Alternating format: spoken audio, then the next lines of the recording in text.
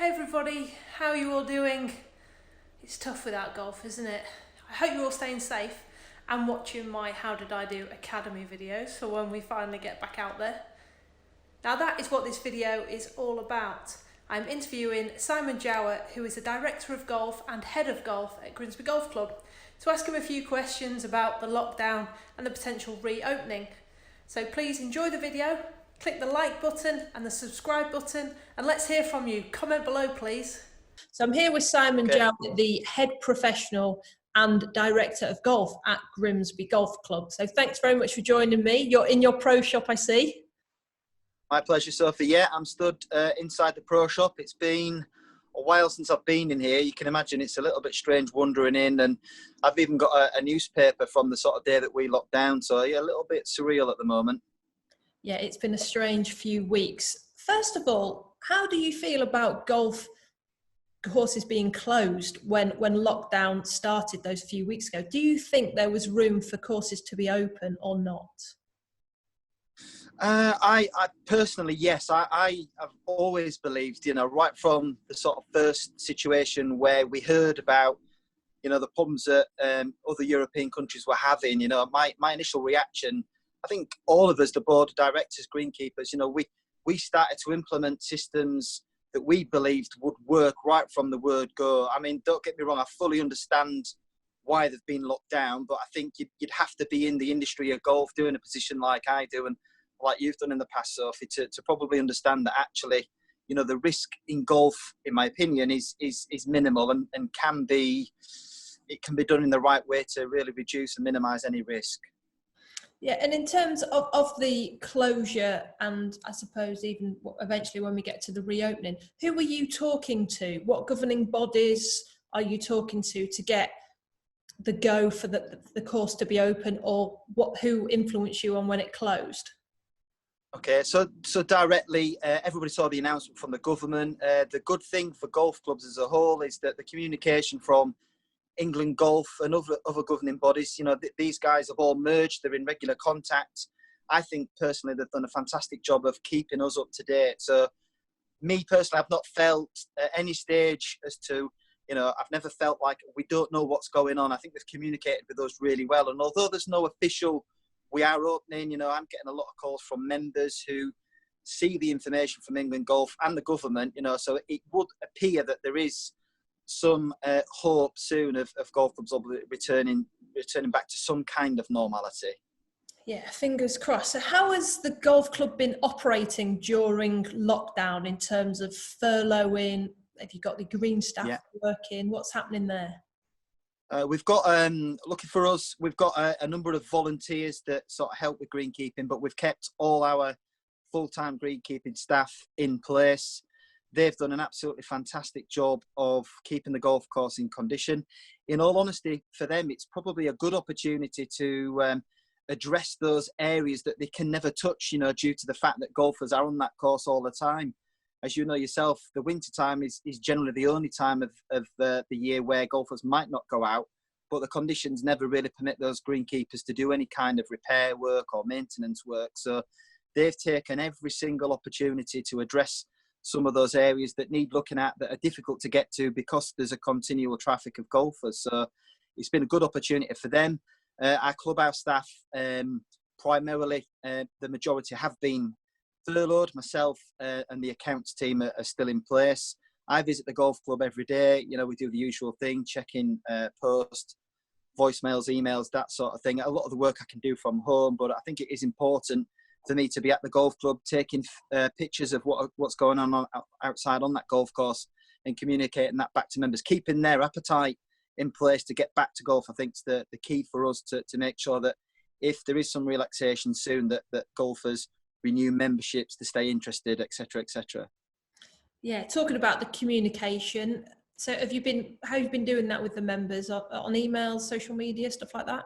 Yeah, social media, I think, is the big one, really. We've got a website through club systems that we can update on a daily basis. Email is the key one. I think we find that although, emails have to be sent out, I think more people engage through social media. So it's keeping pictures on there and every member's got my mobile phone. I get daily calls from the serious things like, you know, should we be renewing? Is the golf club struggling? That sort of thing too. I've booked a tee time on the BRS system for next week. Is there any chance we'll be playing? You know, so I'm getting all sorts of different kinds of calls, which is fine for me. It's just nice to be in direct contact with members, and I think it keeps us in their minds as well. Yeah. Going back to membership, how important is it, as in terms of the percentage of the income for your club? When's the renewals? How's it been going? Yeah. Has anybody cancelled? Yeah. What's been happening there? So our renewal date is the 1st of June. Nice. I think to a degree, you know, most golf clubs nowadays are around sort of March, April time. So in terms of timing, I think for most golf clubs, it's not great. For us in June, I would say slightly better. We've already sent out, you know, this problem came along. We recognised that, you know, we needed to get our subs renewals out a little bit earlier than normal. We've had a really positive response, in all honesty. Don't get me wrong, we've still got quite a lot of subs to come in, but officially they don't have to settle their fees until the 1st of June. But, you know, we're quite confident at this moment in time that most will renew. The only ones we expect to lose are those, you know, that maybe don't play as much golf as they used to, forgetting this period now, obviously, you know. So we're not convinced at the moment that we're going to have any direct problems, but obviously we won't know that until probably the middle of June, realistically. And in terms of about a percentage, how much? Sorry, yeah, percentage. I mean, our overall turnover at this golf club has really changed over the last 3 or 4 years. You know, the golf clubs that sort of see that slow shrinking in golf participation have recognised that one of their big money spinners can be the clubhouse. So we've really engaged in social membership over the last 3 years. We've grown our social membership from around a dozen up to just short of 400. And the social side of things now contributes a massive amount towards our turnover. And I would say that our golf subscriptions probably covers around 65% of our annual turnover now. Yeah, it's a difficult one, obviously. I might be answering a question that you might ask later, but for us, you know, golf is going to be important. But also, you know, for us, it's really important for us to know how soon the clubhouse might return back to its kind of normal functioning. So that's definitely an important question that we'll need answering, obviously. Yeah, I think that is a big factor. In terms of, I think this period have really shown the local support for clubs, for shops in the local area. How many of your members are local, and do you think you will lose out much through country membership, or in fact this social membership, because you're kind of not offering that at the moment? Do you have a lot of country members or second club members? We have, our country membership is pretty good, yeah. As you know yourself, you know, the area of Grimsby has a lot of businesses, so we've got quite a positive amount of country members. We've not seen any pattern yet that sort of suggests that we might lose those. But again, we're not due till the 1st of June, so we've still got virtually a month to sort of find that information out. The social membership one's a trickier one. You know, reading between the lines, we've not had it announced yet that golf courses will open for golf participation. It would appear that something's going to happen. Until we get that, obviously, factual, we won't know. Social membership's very different. You know, we don't anticipate that Clubhouse will return to any kind of normality soon. So although we have got just short of 400 social members, we do communicate with them, but it would be unfair of us to send out any annual renewal. So we'll wait, obviously, certainly at least another month or two before we even consider, you know, sending out any type of social membership invoice. Yeah, and little things that I think members will value. So you're saying that your booking system is open at the minute, or have you now closed it? Were they getting miscommunication? So we obviously, there's only so many things. When you rush to kind of close things down and make things safe, I think it's fair to say that priorities, you know, you have to look at the main priorities. And for us, slight oversight. I'm the director of golf, so I've got to take full blame for that one. But we didn't sort of switch our BR system off as such, you know. And over the last few days, I've started to get a few notifications that members have started to book tee time. So I've now switched it off, learnt a lesson, and I'm communicating with those members just to let them know that although it is live, it's been like that since close down. So you know, it's kind of maybe giving a few people false hope that we might know something that they don't, but truth is we just forgot to switch it off. Yeah, okay. And in terms of your captains, when does your captain's drive in? When do they switch over? This is a bad time to be captain, isn't it? What will you do there? Yeah, it actually all took place before the lockdown. So you can imagine now that they're having sort of 2-3 months of effectively nothing happening. So we've not yet. It's one of the things on the list for us, as there is lots of other things to consider, you know. But we've not sort of made any direct decision or spoken with those on how we might, you know, either extend that or what. I'm not sure. A difficult one for us is that actually next year we've got our last set of captains coming in before we then celebrate our centenary year. So, you know, it's quite a complex scenario for us to discuss, and I think that will probably take place that once we do return back to some sort of golf. Yeah, so for now it's just focusing on the important stuff, which is the opening of the course, the taking care of members, Absolutely, stuff like that.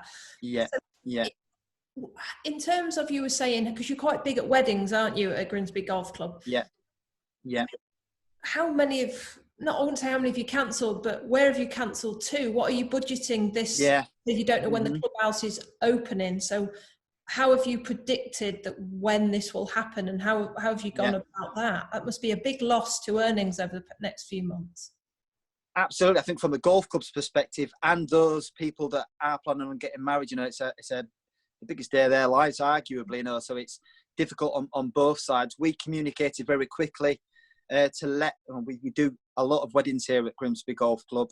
We let them know that obviously it's completely their decision if they decide to cancel. We understand that completely. What we have found is that those weddings that were due in the next sort of 2 or 3 months, they're all moving them back. And I think it's fair to say, actually, that a lot of people kind of delayed getting married in 2019 because the uniqueness of 2020 is something that seemed to appeal to a lot of couples that were getting married. So our calendar for weddings this year was a lot bigger than normal. So again, it's another hit for the golf club, really, and hopefully we won't lose too many of those weddings.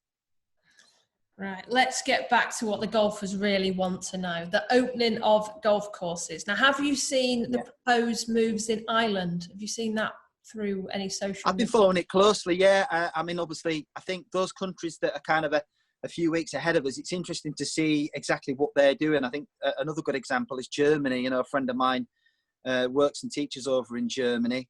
So seeing the systems that they're implementing is proving to be really interesting, and whether we follow that type of pattern or system will be interesting to see what happens, really. Yeah, do you feel there's a pressure financially and through the social side of it to actually get these courses open? Do you feel that is on the golf clubs, or do you feel like that is on higher above, if you know what I mean? Yeah, I think financially, that's the biggest pressure for golf clubs. What we've promised to our members is that, you know, once the green light is there for them to step foot back on the golf course, that's the moment that their subscription will effectively trigger for 12 months, even though our renewal date starts on the 1st of June.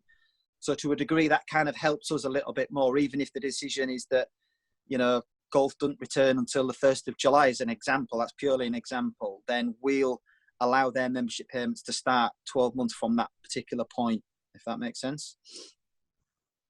What, so you'd be missing out on a month? Potentially, yeah. Yeah. Wow. Let's hope that it opens. Yeah, and I think, does that kind of, and I know a lot of golf clubs, you know, again, following social media like you do, Sophie, you know, I've looked into how a lot of golf clubs have, what types of, you know, what types of incentives that they've given their members, you know, to actually hand over their subscriptions. You know, a lot of people up and down the country know that golf clubs do struggle. You know, we've come out of what is a really difficult winter, very wet in most areas. You know, I'm lucky to be in North East Lincolnshire, which has a lower rainfall than most places, but we were certainly hit by the bad weather. We lost a lot of societies, we lost the green fee revenue. So coming off the back of a really difficult winter to then be hit by this, you know, especially with having decent weather in this period as well, you know, it's made that challenge all the harder, really. Yeah, I mean, do Do you think we'll lose a few golf clubs in this time? Can you see that happening? I hate to see it, but working in golf since the age of 16, even in those days, golf clubs were slowly sort of shrinking with participation. And I think, I definitely think that, unfortunately, there will be some casualties, yeah. Mm-hmm. Right, let's get back to some bit more positive. How is Grimsby Golf Club preparing? How are you going to prepare the course, the car park for the reopening? What are you doing? Okay, so we follow advice very carefully, obviously from the governing bodies. There have been weekly documents coming out. There are already kind of recommendations and guidelines to follow.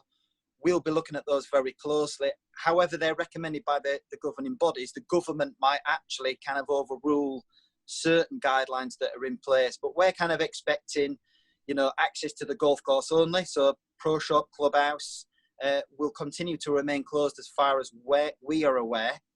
We won't make any decisions until we've actually heard the announcements, then we'll act. But the way we see it at the moment is that obviously there'll be access to the golf car park. We've got signage already from the period before lockdown explaining about social distancing and how strict we'll be on that. Our greenkeepers did a superb job of being out there all the time that the golf course was open, keeping an eye on the distancing, the social distancing rules. We anticipate potentially no more than 2 golfers and a minimum of 10-minute tee time. So I think they're probably the main factors that we'll be considering. We've already removed any sort of items that we see as risk out there, the usual bunker rakes. We've turned our hole cups upside down so there'll be no direct contact with any hard surfaces. Okay, and in terms of booking online, you say you've got your system already set up, so people will be able to go on the website to book online in the members hub? So through our own golf club website, members they can download the BRS app. They can access it through the website. We anticipate again that it will probably be members only initially until we've got a better understanding as to what the stipulations are and what the uptake will be on those tee times.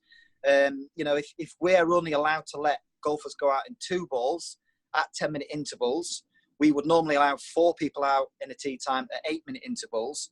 We're going to have a big, reduction in the utilisation of tee time. So it will be unfair of us as a golf club to initially decide to allow visitors to come. We'll have to see how it works for the members first. If there are tee times available, then we potentially might look at releasing some of those tee times. Yeah, and that's a really good point, that members will be getting looked after first. In Absolutely. terms of the age group of membership, obviously there's over 75s are recommended to stay. Can you stay inside? Can you see do you have a lot of over 70s? That's a difficult question, really difficult one. We don't want anybody to be at risk, whatever the age, but as you've said, the government have stated that particular age group are more at risk. Mm-hmm. I think that the stance that we will take is recommend to those members that, they have to be extra careful if they decide that they want to come and obviously play golf. This is one that we've actually got on our agenda as a golf club. Our board of directors, we meet through Zoom every Monday. We talk about, facts, we talk about rumours, and I think, until you've got the information, we can't make a decision, but what we can do is maybe anticipate what might come in and have the best plan possible. Yeah. So say I'm a member of your course and I book 9 o'clock every single morning for the next 4 weeks. Will I be allowed to do that, or will there be some form of restriction on booking? We've always had what we call a social golf rule. So if they're not booking for competitions, effectively a timesheet becomes live 7 days in advance. So the plan at the moment will be to kind of keep that in place. I think what will be tricky are probably the peak days as such, Saturdays and Sundays primarily as golf clubs when people are at work. They're the busy tee times. It'll be interesting to see, obviously, how many of our members, because we don't know, how many key workers we've got that are already at work, but I would imagine that a high proportion of our membership aren't currently working maybe the hours that they were, before lockdown. So it'll be interesting to see just how busy and how much demand there is for those tee times. I personally believe that, the tee times will just get booked up. They'll go very, very quickly. So there might be a little bit of pressure on us introducing or amending that system as and when we see what the utilisation and uptake is. And at the moment, do you have certain days for women, seniors, men? And if you do, will that cease to exist during this period? I believe it will. You know, we have sort of days where those groups do have their own booked tea times, but, you know, Tuesday here primarily is what we class as Ladies' Day. However, they only utilise a certain amount of times, and any member in any category can access tea times on that day as well. So for us, that shouldn't be too much of a problem. Okay, good. And obviously you can't see the club as fully reopening, but would you be looking to maybe do a form of the takeaway? You've got a halfway house, hasn't you? Maybe we do, yeah. Will any of that yeah. be open? I can't see it personally. You know, we did discuss in the first instance a system whereby we could keep catering staff on. You know, we looked at sort of packaging and boxes whereby people could maybe potentially come and collect in a safe manner, or for deliveries. But, you know, we've weighed up all those options, and we just, you know, we don't, risk is one thing, but, you know, it being financially viable is another. And we don't believe that that's something that we'll look into. You know, we're going to primarily wait until there's a relaxation of social distancing within the clubhouse. How soon, we're just not sure. Right, now let's flip onto your pro head. So you are okay. pro at Grimsby Golf Club, so you're doing two jobs. Now, I think this one's quite an interesting insight, because April is a huge time for purchasing of golf clubs, people getting back into golf. So I'm just interested to see how that has affected you as a head pro. Yeah, again, off the back of a difficult winter, you know, sales were most certainly down. You know, course closure was a big factor for every golf club in the UK. So we saw a slight drop in sales in retail sales through the pro shop. I'm quite lucky. I've got an indoor golf studio, so to a certain degree that really helps me during those periods. The timing of this, you know, and ultimately, you know, this is not a big thing in the great scheme of things. People's health primarily is the most important thing to us all, as you know, Sophie. But, you know, as a business, pre-books coming through the door at a rate that you won't believe. The timing for me couldn't have been any worse, really. You know, you're stocking up on kit. The Masters was just around the corner, and then suddenly everything's getting cancelled. I think that the thing that's really helped me is that, you know, we were nervous. All this stock coming in, it has to be paid for. And if you're not selling the equipment, cash flow can soon become a big problem for any pro. Yeah, so Foremost Golf have been brilliant with us. They've literally put all payments on hold, again, until we return to some sort of normality. Unfortunately, even though golf courses are going to be accessible, my feeling is that pro shops will still be kept out of bounds. So that's just something that we'll have to wait and see. You know, I do feel really sorry for a lot of the golf professionals out there. You know, a lot of those are self-employed, and there's been a lot of question marks over how they can exist. And, you know, they do rely obviously on golf clubs being in healthy financial situations to be required at the golf club. So, you know, the industry of golf professionals at the moment, like a lot of industries, is under great pressure. Yeah, talking finances. So have you had to furlough any of your assistants? Yeah, timing wise for me was really difficult. I've just taken on an assistant professional who was hoping to enrol in the PGA diploma towards the end of the year, and he actually started literally a few days too late for the furloughing to be an option for him. So, you know, I know that obviously realised that there's people out there that kind of fell into that timescale where, you know, he's just really unlucky. And, you know, I'm hoping for mine and his benefit that we can get him back involved as soon as possible. And with the retainer from the golf club, I think, can you see this golf club's really looking at retainers now and thinking that this could be something which they'd never even, no one could have ever have seen this, but the retainer is an important thing for golf pros, but it's a big chunk out of golf clubs' revenues, isn't it? And how have you gone about with do you have a retainer? Yeah, I get a retainer as the golf professional, you know, like most golf professionals. For me, the retainers, in terms of what the golf club offers what the professional offers to the golf club, it's a very small fee. You know, as long as that golf pro shop is functioning, you know, we're the first person to deal with visitors. We've got a continual, you know, professional relationship with the members. We bring in a lot of green fee revenue. We develop societies. We coach. We keep people engaged. If the pro shop's in lockdown, then obviously some golf clubs, they will look at all their outgoings. And I think, will the retainer be on that list? For sure, yeah. I think it will. How the contract works between pro and golf club will be another complexity. I can't see any contract between a golf pro and a golf club having any inclusion about what happens if there's a pandemic. So there'll be some difficult situations out there for golf clubs and for golf professionals. You know, the sooner we get back to some kind of normality, the better. Yeah, absolutely. So in terms, we'll start with stock. So you say you've got Foremost have been amazing with stock, but in terms of people buying from you, do you have an online service?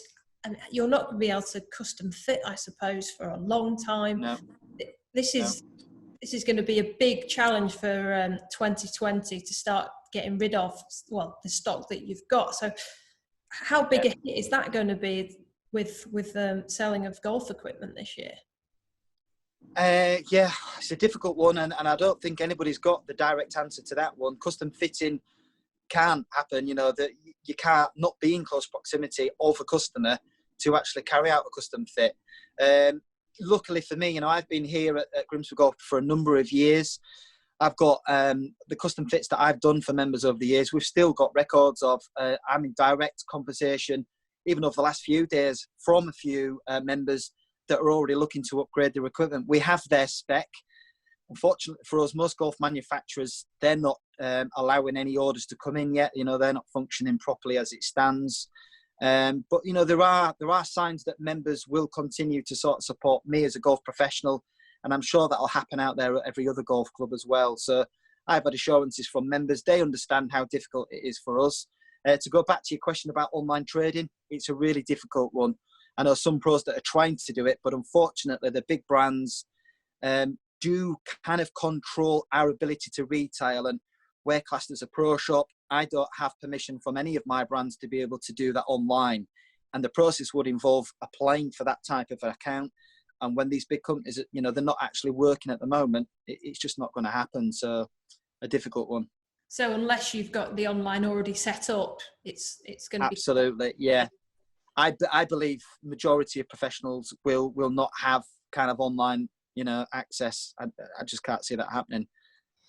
Yeah, I hope that this will bring members into the pro shop more. I can see them maybe choosing to come to you to support you rather than the big companies, just because of, like we were talking about earlier, how much it's brought communities together. So fingers crossed in that sense that they will do that. And I'm sure you've got vouchers available, haven't you, if people want to buy any vouchers from? Yeah, again, you know, Foremost Golf, they really support the pros well. They're coming up with ideas all the time. You know, one of them, as an example, is that we put an offer out whereby anybody that bought Pro Shop credit would get 10% on top of that. So a really good idea to sort of generate some cash flow, and that's worked quite well, to be honest, as well. Right, coaching now. You said you've got a simulator, but I assume that you'll be a bit close there, won't you? So is this going to go back to the good old days of one-on-one tuition and being outside, do you think? And when do you see yourself being allowed, I don't know if it's allowed, or when do you see yourself being comfortable giving golf lessons?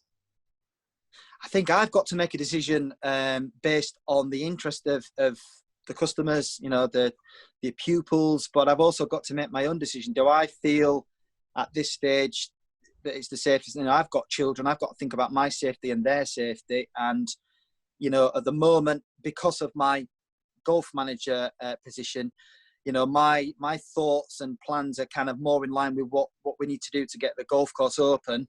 And I think at that point, then, you know, I can then make a decision. You can imagine, Sophie, I think the first 2 or 3 weeks, if the golf course is open, how busy and how many challenges will be thrown up from that. And I think once that settles down, I can then start to maybe focus on the pro side of things and thinking about systems, like you said, about being outside in an open space, maintaining a safe distance. I think that can happen. I don't see any problem with that. I just think there'll be certain criteria and guidelines we have to follow, such as meeting them down at the practice ground rather than the usual meeting at the pro shop, but I think that can be done in a safe manner, definitely.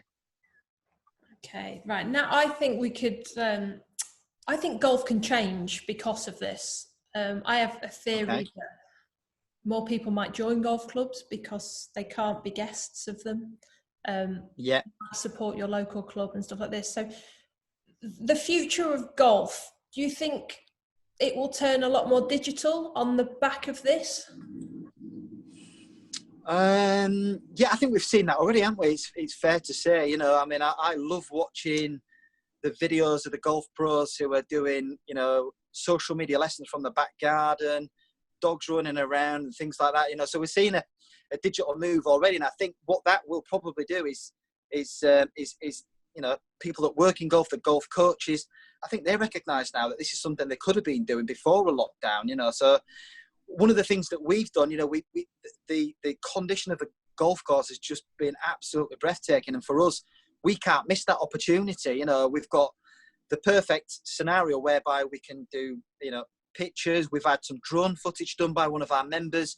We're about to release little snippets of that. The drone footage of the golf course is absolutely fantastic. And the most interesting thing is that the pictures that we have been putting out there have actually generated some new members, guys that haven't been members of this golf course before. We've taken on 6 in the last 7 days.